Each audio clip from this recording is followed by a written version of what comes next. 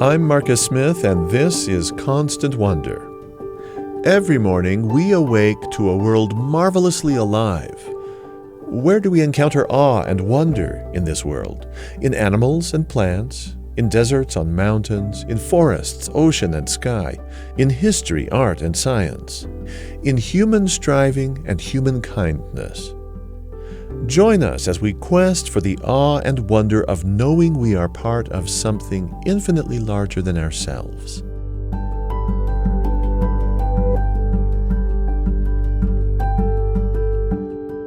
A naturalist is someone who, through lots of study and hands-on experience, knows a whole lot about nature. In this episode of Constant Wonder, we'll visit with someone who has packed her entire life with such experiential learning in the natural world. But she herself is a natural at this kind of work. In her case, I wouldn't even call it second nature for her to function as a naturalist. It's first nature to her. Befriending and studying animals is an inborn disposition. And with that word inborn, I mean truly innate. If anyone was born for this kind of work, it's Sy Montgomery. Sy is a longtime friend of our podcast. If you've listened in the past, you likely recall stories that she's told us about chickens or turtles or octopuses, all wonders in their own right. But when she came in person to our studio, I decided I wanted to learn most of all, if possible, what is it that makes Sy herself a wonder, given her lifelong passion and personal investment in animals and earth care. Sy has published prolifically. Here are just a few of my favorite titles. The Hummingbird's Gift, How to Be a Good Creature, Of Time and Turtles, Mending the World Shell by Shattered Shell, and books for children, including Condor Comeback, The Magnificent Migration on Safari with Africa's Last Great Herds, and Temple Grandin, How the Girl Who Loved Cows Embraced Autism and Changed the World. It was an honor to sit down with Sy Montgomery recently, and I'm eager to share our conversation with you.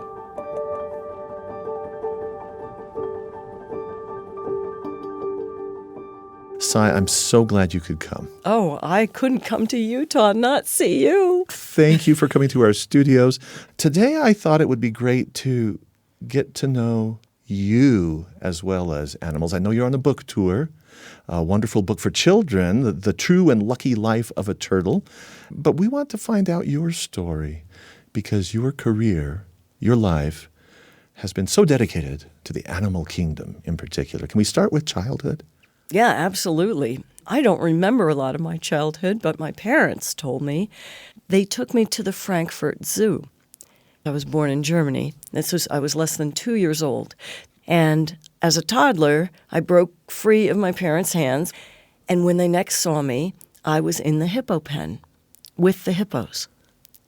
I don't think my mother ever got over that, but the hippos were fine, and I was fine. And I clearly felt like I was with my people. I wasn't at all afraid, and I also wasn't wiggling around and freaking them out.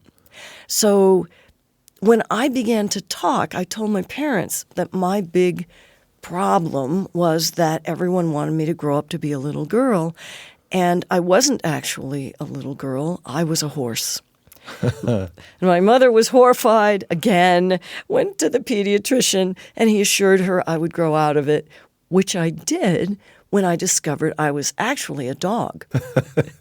Again, here's my problem. Everyone is so interested in helping me be a little girl, and I have no interest in this.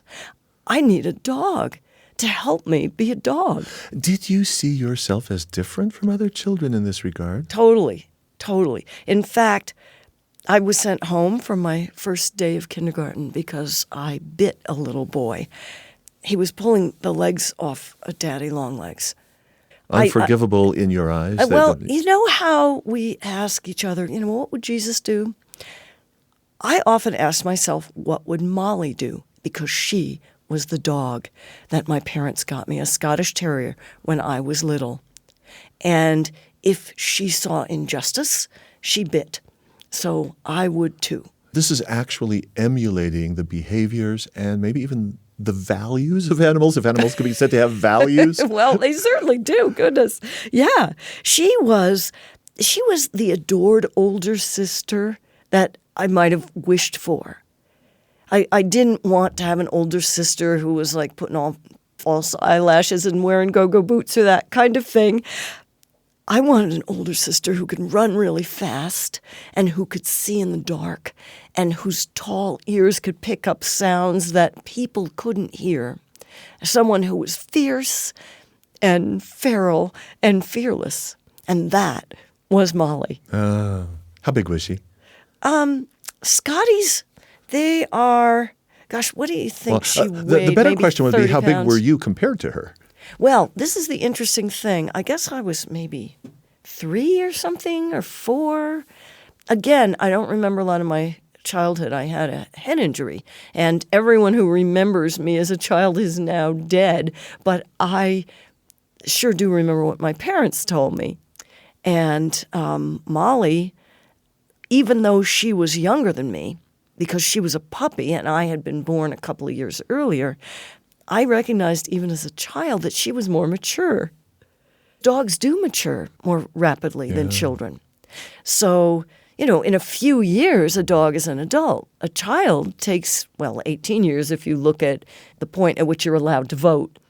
Were you being so observant that you were taking cues from Molly? Yes. I wanted to know what she did. And to her credit, people today will tell you generally you shouldn't give a Scottish Terrier to a small child because small children will wiggle around, and that annoys some breeds more than others. And Scotties will tell you when they're unhappy. They are pretty fierce. They think they're much bigger dogs than they are. Their teeth are the size of that of an Airedale.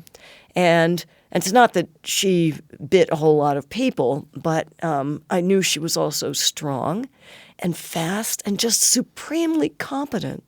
And I was a little girl being forced to dress in stupid Mary Janes and little lacy socks and dumb dresses, but she wasn't. And that was back in the days when you would let your dog out at night and they would run around and meet other dogs and do dog stuff, and then they would come back.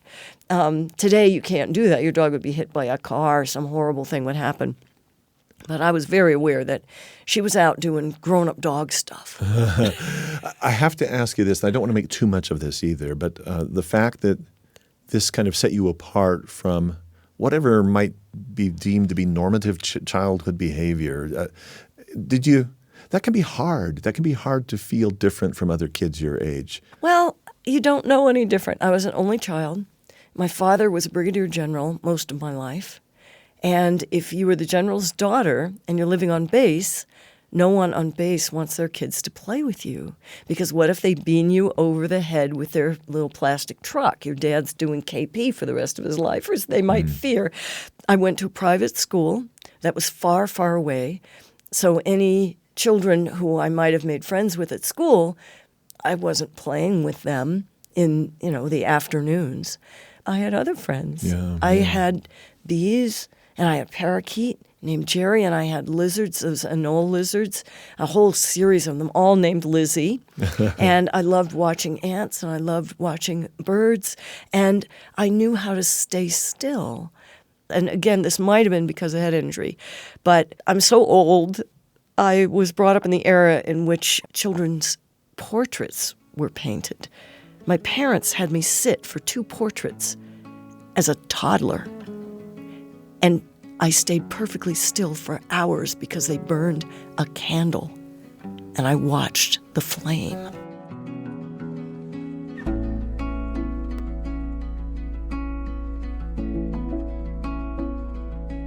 Self-awareness comes to people at different ages. Was there a time, was it in adolescence, was it in young adulthood, when you kind of had a self-concept that congealed in such a way that you saw yourself as a person who for life would be like this?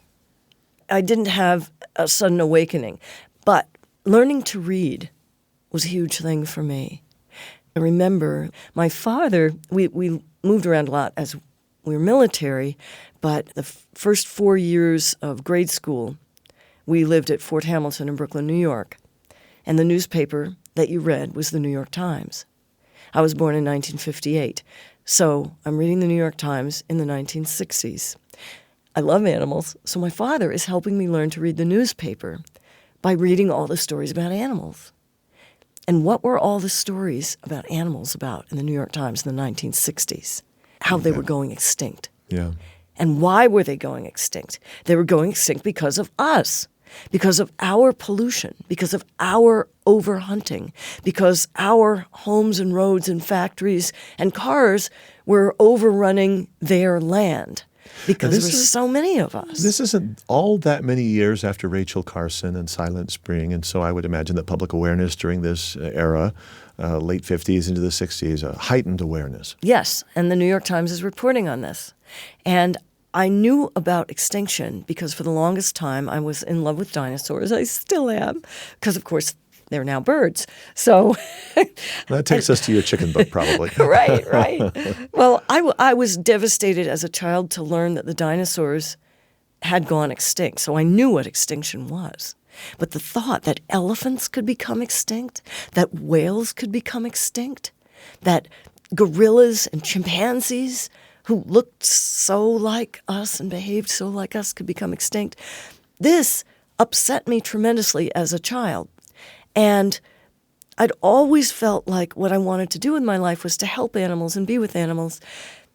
And I thought maybe I'd be a veterinarian, although even then women didn't really become veterinarians, but I never really paid attention to the fact I was my gender didn't particularly concern me or limit me ever. I just thought, just because Jacques Cousteau was a guy, I didn't think, well, I can't go scuba diving. I thought, of course I could.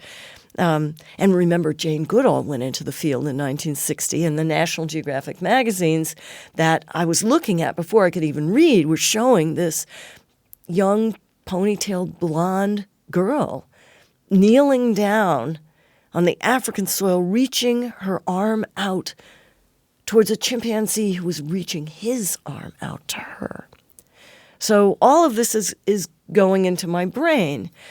I knew this was where I belonged among all the creatures, and I hoped that if I paid enough attention to Molly, she would help teach me the secrets of the wild animals. As you're going through elementary school and then into high school, are you finding enough in the schools to start learning about it systematically, about biology? I liked writing and I liked reading, so I would go to the library. The library was the center of the universe for me, and I would check out books on any animal, any landscape, plants. That's what I just loved to read, and I loved to write my own stories. And over the summer, I would just do, not that it was an assignment, I would just spontaneously do book reports and spontaneously write stories that I would make up. I knew they were fiction, but one was, living underwater. I created a newspaper with a circulation of 3, my father, my mother, and me, called The Daily Happenings, and wrote about the daily happenings. Mostly they were about how my father was the best man in the world. But and the comings and goings of various animals, and Molly, of course, and my parakeet Jerry. But when I began to discover books and newspapers and magazines and the power of reading, that's when I began to think, I like writing. Animals are in trouble because of people. If I write, that might even help more animals than even if I was a veterinarian. So pretty early on, I decided that would be what I would do. About what age are you doing these kinds of writings, the happenings? Oh, this is like first, second, third, fourth early. grade, Okay. That kind of stuff. Yeah. By the time you get to college, writing is that's in your back pocket. That's something you're doing a lot of. Yes. I went to Syracuse University because they had a daily student-run newspaper. That was the best way I could have possibly prepared for writing books, which seems crazy because, the newspaper, you're writing it really fast. It's going to be on the bottom of the birdcage tomorrow. And it seems so different from writing a book. Yeah. But the skills that I learned as a writer, asking like what you do, Marcus, all the details that make something vivid and make it come alive, all the things that you want to share with the people you love, and beyond that, the people you haven't met but you already love because you're writing for them. But did you get to write the things you wanted to write about animals, or were you given a beat? Do you have to go down and do like? Yeah, you got to do a beat. But it's just like you work in college to make some money as a waitress. It doesn't matter that you're going to be an astronaut. But I'm wondering if the whole time you were saying to yourself, "I got to get out of this so I can write about the animals." Well, I was finding a way to make this work. When I got out of school, when I graduated from Syracuse University, I wanted to work for a newspaper in New Jersey because New Jersey had the highest number of scientists and engineers per capita. I wanted my beat to be science, the environment, and medicine, so I could cover these issues. It wasn't that I wanted to do this for the rest of my life, but it was a good stepping stone for the next thing that would come. And after I had worked for the Career News for 5 years, my father, bless his heart, gave me the gift of a ticket to Australia on vacation where I always wanted to go. And I didn't just want to vacation. I wanted to learn and I wanted to give back. And I found out about this organization called Earthwatch. It still exists, and it pairs paying laymen with scientific and conservation projects around the world. It's tailored to a working person who only has a couple of weeks a year. You can't just quit and join the science team, but you can work there for a couple of weeks. Yeah. So I found out about Dr. Pamela Parker's work with the southern hairy-nosed wombat in Blanchetown, South Australia. You liked saying that. Say it one more time. You really relished being able to say that name, didn't you? The southern hairy-nosed wombat. Very different from the common wombat. Even more special than the common wombat, who is himself very special. And during those 2 weeks, we lived in tents and we cooked over campfires, and by day we were out with the animals and kangaroos bouncing like balls everywhere, and the sunsets covered with parrots, and the wombats were fascinating. Most of their lives take place underground, so they're very secretive. I loved it so much, and Dr. Parker said to me at the end of the 2 weeks, I can see you're just on fire to do this kind of work. I can hear that you're on fire, or that you were on. So was this an epiphany? What she said was, I'd love to hire you, but I have no money, so I can't. I'd love to give you money so you could come back next year and assist, but I don't have money for that either. She said, but if you ever wanted to study anything on your own, I would give you food, and you could stay at my camp. So I went and quit my job and got a tent and moved to the outback and lived there for 6 months and studied emus.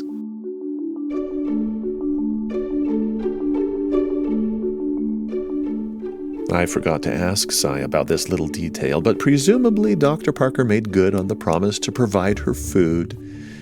In just a moment, the story continues of Sy upending her life by leaving her job of 5 years as a news writer in order to engage in wildlife research down under. And what about those emus, birds that can be 6 feet tall? Our guest in this episode is prolific nature writer and passionate spokesperson for animals, Sy Montgomery. She's been with us several times previously on Constant Wonder, most recently talking about turtle rescue. Be sure to give that a listen sometime, too. It's Season 7, Episode 3. I'm Marcus Smith, and this is Constant Wonder.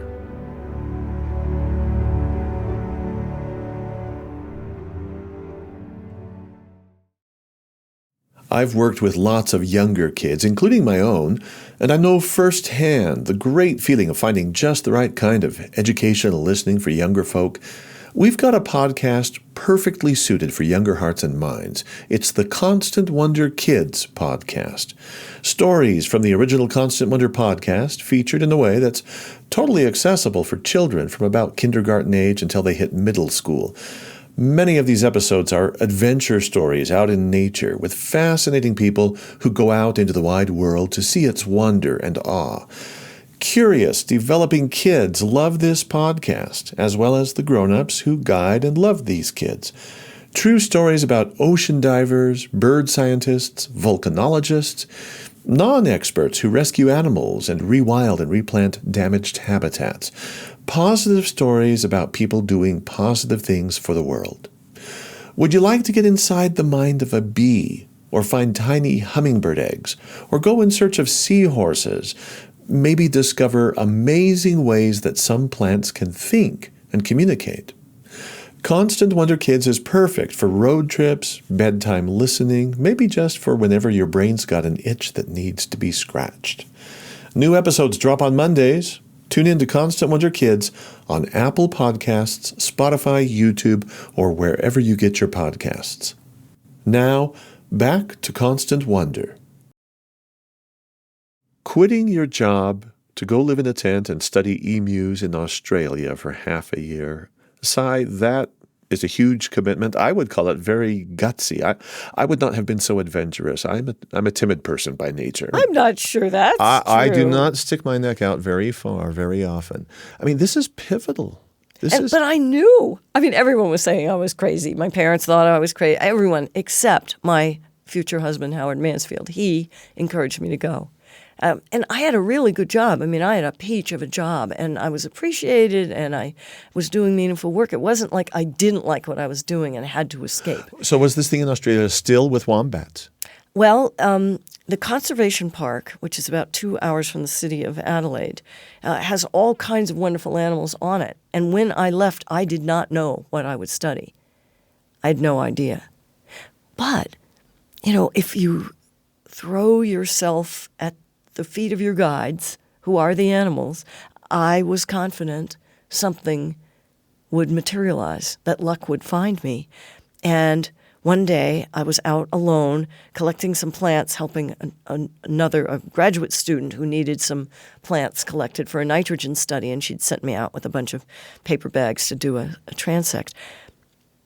I looked up. I didn't hear a sound, but when someone is watching? I looked up, and 3 birds, each taller than a man, with tiny wing stumps, were walking right by me. It was as if angels had appeared from heaven before me. I was transfixed by their balletic beauty, by their strangeness. These animals, their feathers look like hair. They are these stringy, double-shafted feathers that hang off their body. They look like kind of walking brown haystacks with black periscope. Walking brown haystacks. They do. They have these tall, black periscope-like necks and beaks that sort of look like a goose beak. But these huge things, they didn't look like birds you saw in the United States.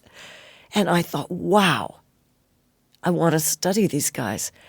And I thought at first, how am I going to study them? Will I ever even see them again? Well, I noticed one of them had pooped, and there was a bunch of seeds in their poop, and it was quite distinctive. And I thought, well, maybe I can find out what they eat and how this affects the vegetation if I just find their poop.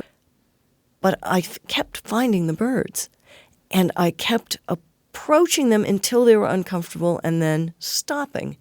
And every day I wore the same thing so they could easily recognize me.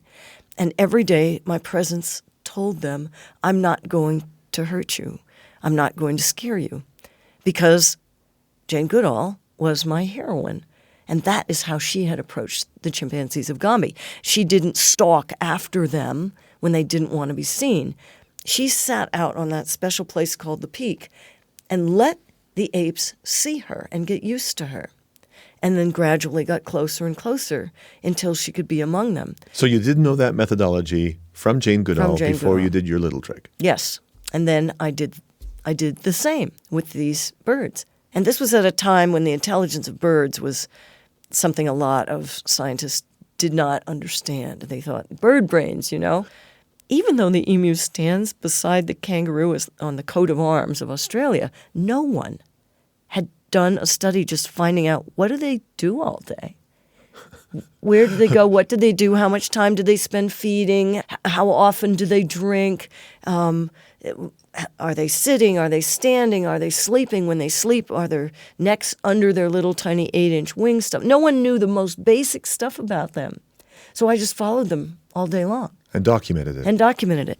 I didn't discover anything like tool use, which is what Jane Goodall discovered, just blew the whole world open for ethology. It turns out now that not only do chimpanzees use tools, there are fish and insects who use tools. It is widespread in the Ravens, animal. crows. I Oh, think. yeah, absolutely. I think a raven or crow could probably open that bottle of water. I couldn't do.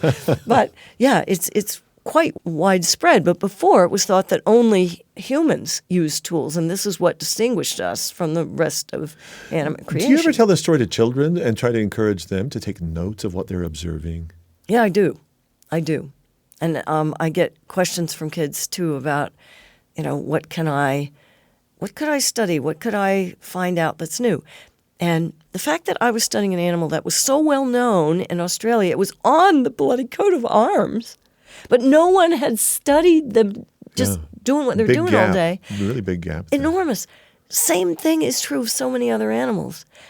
People have studied squirrels, but it turns out squirrels in this part of the country probably behave totally different from squirrels in that part of the country, and they have a different culture.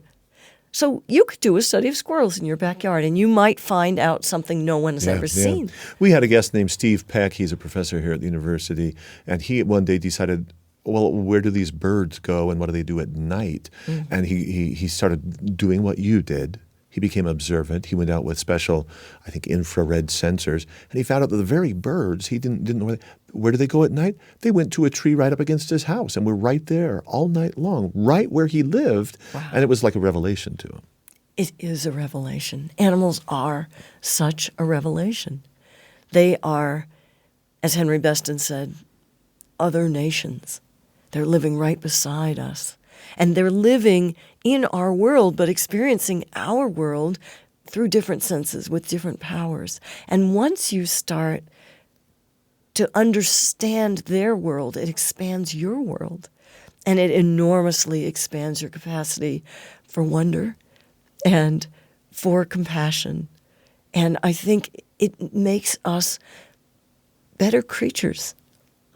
What you're talking about right here is kind of trademark Sy Montgomery, where you can talk about compassion, understanding, and caring. And it all began with observing, with your attentiveness. And I'm really sold on the idea that the real awe, the real wonder, is so highly attentive to the other creature that we lose ourselves. And join something larger. One of the things I've noticed about you, Sy, as I've followed your books, is that you have this habit. You didn't go down the road of going to the university and getting a PhD and learning to be, an entomologist or whatever, an ornithologist. You stuck with the writing. But even in that writing, you never divorced yourself from participation in the work. And so when you're looking at hummingbirds, you go and get involved. When you're looking at turtles, you go and get involved. With the octopus, you're there. Is that just you being you? Is that a trick to make you a better writer? Is it you can't stop yourself? What is it? I am following my bliss is what I'm doing. And also one of the things that Jane Goodall and her scientific sisterhood, Diane Fossey, who studied mountain gorillas, and Birute Galdikas, who went to study orangutans, what they showed me, and my first book was about those three women, and it was essentially a biography of their relationships with their study animals. So what they showed me is that, yes, we need to bring our intellect to the study of other creatures and to our work. But we also not only can, but probably should, bring our intuition and emotion, bring our hearts. People used to always say, I'd be interviewing them, and they would say, well, I don't want to anthropomorphize. And they say, and yet I do a little bit. They kind of hedge a little. I think it's perfectly healthy. Why not use 2 or 3 or 5 lenses on animals, and one of them could be your emotion? I totally agree. And genetics tell us that we share 90% of our genetic material with all placental mammals. And genetics also tell us that we share 40% of our genetic material with a banana. The Bible tells us that we're all one family, that we were all made by one creator. This is the same story that cultures all over the world tell. We feel intuitively that we are part of a family. And it gets knocked out of us. It does. And I think it happens when children buy the lie that life is all about making a whole lot of money and driving a fancy car and having, the right clothes and the right hair and which is crazy because every wise man and wise woman throughout the history of the earth has told us that's the wrong way. Yeah. My way of putting this has for many years now been that you can divide the world into two kinds of people, right? And what you have is the people who divide the world into two kinds of people and the people who never do that. No, what you really have is you have people who think the world is a theme park for our amusement, or people who think it might be a holy space, a holy temple, where things are alive and possibly flourishing if we love and care for them and see them as sacred. That's the camp that I live in. Yeah. And I think if you look at having actual joy in your life, waking up in a theme park is fun. But waking up in a world that's alive, that is a miracle, that is sacred and is holy, that's so much more than just fun.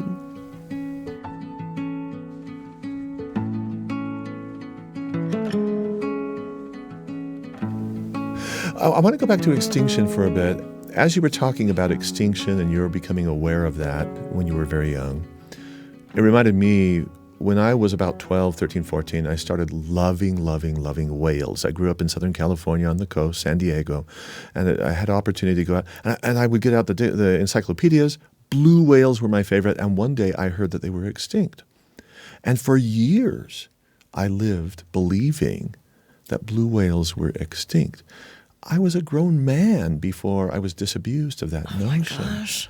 I still remember just how gobsmacked I was to find out that something that I had mourned for was alive. In recent years, we've seen the northern white rhino, I think the very last living creature of that species, die. Do you have any advice for me about how to kind of go through life watching these tragedies? Boy, do something about it. That's the only thing that helps. When I was working at the turtle rescue, it was during COVID. We didn't know what this strange contagion was. We didn't know if it would take us or the ones we loved. And it took from me two people I did love, including my falconry instructor. And our country was so divided. Environmental catastrophe was everywhere. I mean, California was on fire. The Amazon was on fire. Australia was on fire. Literally on fire. It was so easy to despair, but every day I was helping to repair broken shells. I was literally mending the world, a concept that's known in Jewish mysticism as tikkun, putting the world, the broken world, back together. And there is nothing that can give you more joy and hope and get you past anything than helping to mend the world in even a small way. And Marcus, you are doing that with your life every day because you are reaching out to people and kindling that wonder that inspires us to care for creation. The fact that we can do this in very small and incremental ways, I think it's just grossly, well, I love this verb, people misunderestimate what we can really do. That's a great word. In my yard, I take great delight when I plant a flower, Palmer penstemon, and in the springtime I see hordes of bumblebees come. And just in the flowers, in the mornings, to see that, I think I've done something. I've really done something more than mow a lawn, And you can do that every day. You can do something like that every day. Every time you go to the grocery store and you say, no, I'm not going to take those plastic bags because I know they choke sea turtles and they destroy all kinds of animals. Instead, I'll bring my own. Every day when you get in your car, you kind of picked a car that gets better mileage. When you go to vote, this makes a difference. Everything you do, washing your clothes and drying them on the line. We have so many opportunities to grab that chance to do something. So if you are washing your clothes and putting them on the line, do you do that begrudgingly at all? No, you do it joyously because instead I'm talking about you. Oh. Do you I know the answer because you just gave it to me. Yeah. Well, then your clothes smell like the outside. They smell like the air. They smell great. And instead of they smell like the dryer. I mean, wouldn't you rather smell like the outside? So the fun thing is, I mean, every single thing that I have done ostensibly to try to conserve the world has turned right around and blessed me instantly. Just one example, and not everybody is going to do this, but it's one of the things you can do. I read the book Animal Liberation in like 1980 and closed the book and never ate meat again. Everyone said, you're going to die because you're not going to get enough protein and you're going to be... No, we now know that that is like the healthiest thing you can do for your body. And I'm 67 years old, and I am scuba diving to 110 feet. I can hike up into the cloud forest of Papua New Guinea. I can do everything with my vegetable-fed body. But when I first did it, I thought, oh, this is going to be hard. And I loved meat. I loved the taste of meat. It was great, but I just couldn't do it. And same thing with hanging your clothes out. Same thing with, you just feel joyous working at the turtle rescue, instead of feeling hopeless. I think the joy probably comes when you can make the connection, or you connect the dots and you say, by doing X, here's the consequence, and it's a healthy, good one, and then you can smile. You're not feeling guilt. You're not feeling shame. No, you feel free. You feel like you're doing something to make a difference. That's the one thing I think that we can do is take a hand in mending the world. And this is what all the great wise men and women have been telling us all along. I want to come back in just a moment to this theme of mending the world. By the way, I love that Jewish phrase that you shared with us, tikkun olam, mending the world. And you've been lending your voice for a kind of compassion that people can take on. It's a compassion that has a character, I would say, of reverence, of sanctity, and you model that for what you do for the natural world. That's where I basically am hoping our conversation can go next, Sy. Sy Montgomery visiting with us right now in this episode of Constant Wonder, and I'm Marcus Smith.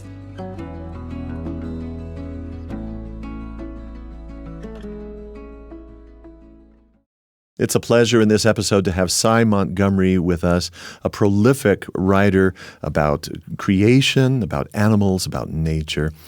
I'm going to toss out that word now, Sy, creation, and chew on that for a while. It just so happens that today, as we are visiting, this is October 3rd. Who knows when people will listen to it? It might be in a year or two. But today is the day before the 4th, which is the feast day of St. Francis. This is a day when in the Catholic tradition, many people will be taking their pets to have them blessed.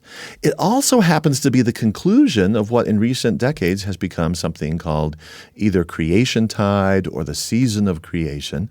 I'll give you a little bit of background here, not too much, but the ecumenical patriarch Demetrios, who died in 91, this is of the Eastern Orthodox Church, he established what was initially the Orthodox Day of Prayer for Creation, and that was September the 1st. And then after that, the World Council of Churches said, well, let's extend this over a season all the way to St. Francis, so you have a month plus 4 days of this season of creation. And then during all of this, it just so happens this year, and last week, Pope Leo met in a big conference, and he was commemorating with the Laudato Si group. That's Sy with an S-I, not you. It's, praise be to Sy Montgomery, too. But he was commemorating the 10-year anniversary of that papal encyclical that Francis issued, Laudato Si, that has to do with creation care. All of these things converging in my mind in such a beautiful way to have you here. And I'm thinking now about the notion again of the holy and the sacred. You grew up in the Methodist tradition. You've read the Bible. You've said that you're still active at reading these kinds of religious texts. I adore Holy Scripture that turns to creation. That includes plants, that includes animals, that includes mountains and rivers and streams, that the fowl of the air, the fish of the seas, and whatsoever passeth through the paths of the seas. O Lord, our Lord, how excellent is thy name in all the earth. Those kinds of verses, almost, I don't have words for it. Well, those same verses spoke to me when I began to read the Bible, when I was going to Sunday school. They made me feel close to God. They made me understand that this is his creation. And how do you honor the Creator? Sometimes you can't see him. You know, he's not sitting in front of you like you are. But his creation is everywhere. That's his glory, the glory of what so many other cultures also call God. In Hinduism, I've spent a lot of time in India. They are actually monotheistic. It's a monotheistic religion, but they have names, different names for God, and they have different images showing what God can do. Sometimes God is a lady with a bunch of arms sitting on a tiger, and sometimes he's an elephant-headed God, and sometimes he's a blue-skinned God floating on the ocean, but it's always the same God. So I think one of the best ways that we can connect with God, that we can praise God, that we can feel his holiness is to revel in, to glorify, to protect, and to restore his creation. You pulled in the Jewish tradition earlier, too, when you were talking about mending. And I think that within the Christian tradition, of course, your background in being Methodist, my background as a Latter-day Saint, I start looking about just the vast, long history of the Christian tradition, going back to St. Francis again with his sermon to the birds, St. Anthony preaching to the fish. This is not window dressing on a religion. This seems to be right at the heart of reverence for God. Yes. Well, the first thing Genesis wants us to know isn't about people. That wasn't the first thing the Holy of Holies created. Do you know the book of Job? Oh, yeah. They talk about a few animals there. Downer man, though. Well, I found a new translation. One of my colleagues, Heather Bigley, she's involved in a couple of podcasts here from BYU Radio. She brought me this translation by Stephen Mitchell of the book of Job, and I was looking at it. Towards the end, Job gets this tremendous scolding from God, and God goes through quite a litany of creatures and kind of examines Job. What do you even do? What do you know about these things? Do you hunt game for the lioness and feed her cubs? They're hungry, they're crouching. Do you tell the antelope how to have their babies, Job? Do you do that? Do you deck the ostrich wings with its feathers, its elegant plumes? Do you give the horses strength? Can you catch a whale with a fishhook? He's kind of mocking Job for a kind of presumptuousness. I believe, Sy, and I don't want to scare people away from constant wonder. I don't want them to think that I'm, one of those evil, mean, nasty preachers who's complaining, a crotchety one, But I think that we've moved so far away from Scripture, from texts, from traditions that celebrate the flourishing of life that we have a big problem. Yeah. Was I crotchety there? No, I'm so sorry. No. Not crotchety. You're calling it like you see it, and that's the way it is. That's the problem when we go wrong. Have you followed the idea that within certain faith traditions, there might be a return to not worshiping creation, but worshiping God for creation? Yes, totally. Yeah. Well, creation care was a big thing even in the Methodist Church. It's been for years, and that makes total sense to me. As a creative person, if somebody took my book and spat on it and stabbed it with a knife, I would feel terrible. And I think we're spitting in the face of God if we pollute the rivers, if we extinguish whole kinds of creatures. It is such an obvious connection that we have with the rest of creation, and our desire to tell ourselves the lie that only humans matter is crazy. And Scripture doesn't support it. Genetics doesn't support it. Evolution doesn't support it. Nothing supports it except our desire to be selfish. But selfishness doesn't bring us happiness. So that doesn't go anywhere anyway. We talked about incremental things we can do. We talked about the small things we can do. We talked about being involved. As you go from day to day and you do your best to help the creatures, to teach children about helping creatures, to educate people about what is needed for not just individual animals, but for complex systems and ecosystems and the synergies between plants and animals and minerals, whatever is created. As you do that, is there ritual for you? Is there prayer for you in these actions? Is there something akin to ritual or prayer in these actions? Well, it's been said that attention is a form of prayer. Paying attention to what has been created is pleasing to the Creator, and that makes total sense to me. There's a saying that's attributed to Thales of Miletus, who's the pre-Socratic Greek philosopher, that kind of names how I feel living in this world. And he's reported to have said, the universe is alive and has fire in it and is full of gods. And of course, what he was saying was not, hey, let's all, abandon monotheism. What he was saying was, this world is so alive, so animate, so full of souls, of creatures who love their lives like we love ours. It is so glorious, it's almost on fire. It is incandescent with life. And full of gods, that to me says that the world is itself holy and sacred, and we should walk through it in awe. I spend so much time in the woods every day, and it just fills up my soul. And when I ask my human and canine friends to join me in the woods, it's joyous for them too. It's a cycle that just fills you up over and over and over again. And when you ask someone to join you in something that you love, that's fun for everybody. It's fulfilling for everybody. It feels absolutely right.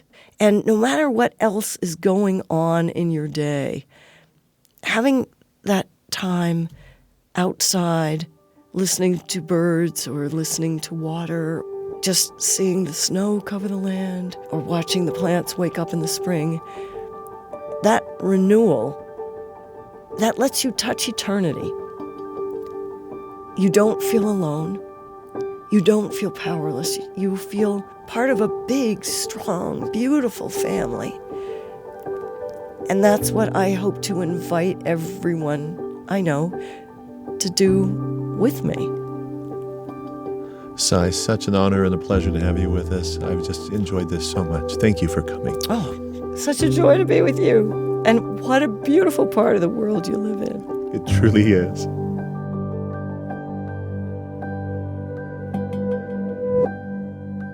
Sy Montgomery is a naturalist, an author, a script writer who writes for children as well as adults. She can often be heard speaking at museums, libraries, schools, universities. Her most recent publication is a picture book titled The True and Lucky Life of a Turtle. A great place to learn about her and find her amazing output of books about the various wonders of creation, books for children as well as grown-ups, is her website, symontgomery.com. That's symontgomery.com. Be sure to tell people you know and love about the value of constant wonder in your life and theirs, as well as the benefit of listening to this, the Constant Wonder Podcast. We are available on all the major platforms. We'd love to hear from you anytime by email with your feedback. Write to us, constantwonder@byu.edu. This episode was produced by Tenery Taylor and Mamie Teeples, with assistance given by Trent Reimschissel. I'm Marcus Smith. Constant Wonder is a production of BYU Radio. I've worked with lots of younger kids, including my own, and I know firsthand the great feeling of finding just the right kind of educational listening for younger folk. We've got a podcast perfectly suited for younger hearts and minds. It's the Constant Wonder Kids podcast. Stories from the original Constant Wonder podcast featured in a way that's totally accessible for children from about kindergarten age until they hit middle school. Many of these episodes are adventure stories out in nature with fascinating people who go out into the wide world to see its wonder and awe. Curious, developing kids love this podcast, as well as the grown-ups who guide and love these kids. True stories about ocean divers, bird scientists, volcanologists, non-experts who rescue animals and rewild and replant damaged habitats. Positive stories about people doing positive things for the world. Would you like to get inside the mind of a bee, or find tiny hummingbird eggs, or go in search of seahorses? Maybe discover amazing ways that some plants can think and communicate. Constant Wonder Kids is perfect for road trips, bedtime listening, maybe just for whenever your brain's got an itch that needs to be scratched. New episodes drop on Mondays. Tune in to Constant Wonder Kids on Apple Podcasts, Spotify, YouTube, or wherever you get your podcasts.